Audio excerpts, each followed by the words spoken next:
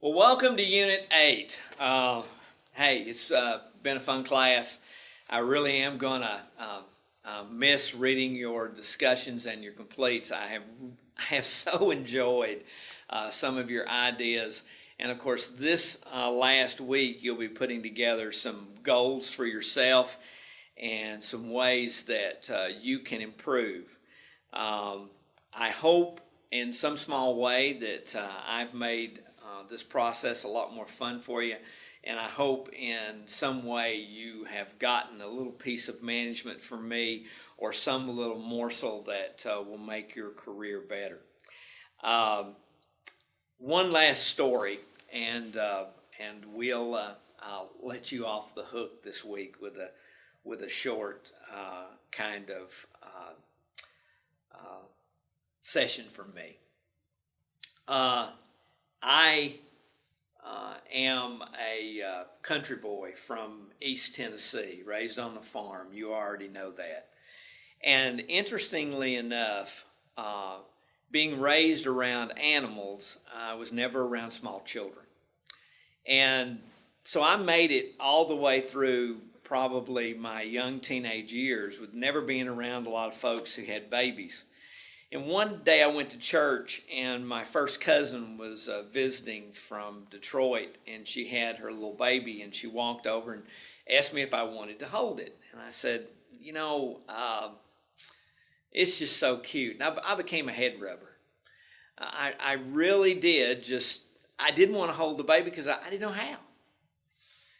And so from that point on, I really never held children. I never, grabbed babies or held babies.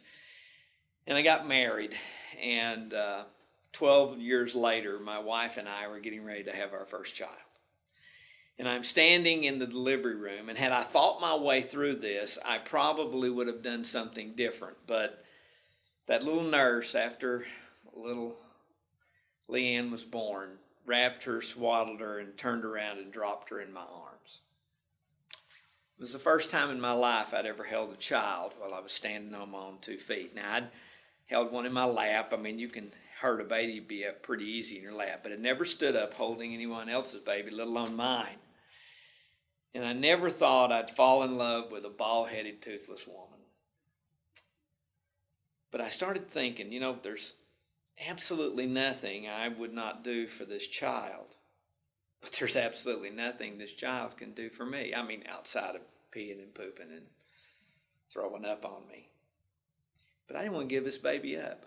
The nurse kept standing there. I know she wanted to take the baby, but finally I handed her the baby, and I'm walking back to the room with Deborah. She's riding in the gurney, and she was very sleepy. She was tired. She'd just given birth to a baby. And I said, Deb, you're going to go off to sleep. I know they've given you something. I wish they'd given me something too, but you're going to go to sleep, and it's just going to be me and that little baby in a room. And I don't know if you know this or not, but 2 minutes ago was the first time I ever held a child. So I don't know how to put a diaper on a baby. I don't know how to change a baby. I don't even know how to know when it's time to do all those things. And this wonderful woman who had just gave birth to my first child looked up at me with very loving and sleepy eyes and said, well, checking a diaper is easy. You just pull the elastic leg band loose and stick your finger in there. Now, I don't know if anybody has ever told you information and in your head you went, I don't think that's right. But that's kind of the conversation I had with myself. But Deb and I got the room. She went straight to sleep, and they brought Leanne back in that big casserole dish that they put babies in, and they set that dish under a light. And I walked over to look at my first little baby girl, Leanne. She was so beautiful. I don't even know. I don't remember when it started, but I found myself standing there, big tears rolling down my face. She was just so beautiful, and her eyes were so wide open, not like most babies have their eyes closed real tight. And just, I could have swore she grinned. And then I heard this. And I said, you just didn't do that. Your mom's asleep. How could you do that to me? But I had training. I pulled the elastic leg band loose, and I stuck my finger in there. I want you to know I started biting my nails that day because You get that under your nail, I guarantee you won't put it back in your mouth. Went to my mom and dad's house a couple of weeks later, pulled the elastic leg band as Leanne was laying there on the floor. And my mom said, "What are you doing?" I said, "I'm checking this baby's diaper." She said, "Son, don't put your finger in there. Pull the back open. Look down in there." Deborah's on the couch slapping her leg, laughing. That's mean. That's just mean. But I don't want you to learn how to manage that way.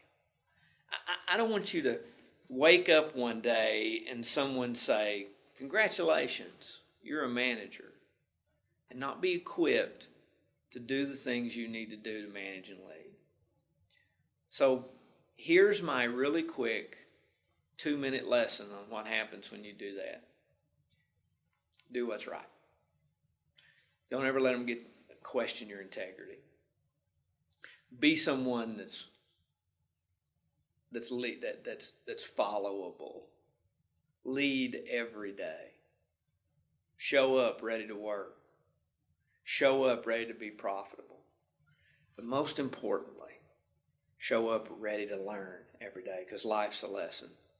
You'll know when you stop learning. You'll be laying in a box. It'll be wrapped in satin. And it'll be real dark where you are. Every day is a learning opportunity. It has been my honor to take you through these 8 weeks. It's been my honor to get to know you a little bit better. But what will be my extreme honor is someday, it'll happen, graduation, walking on the street. You and I'll meet. And when you do, when you meet me, when I meet you, that'll be a great day to celebrate. Probably see you down the road in another class or another curriculum. Have a wonderful, wonderful day. Thanks for being in my class and letting me look over your shoulder. My name's Dale Henry. Take care. See you later.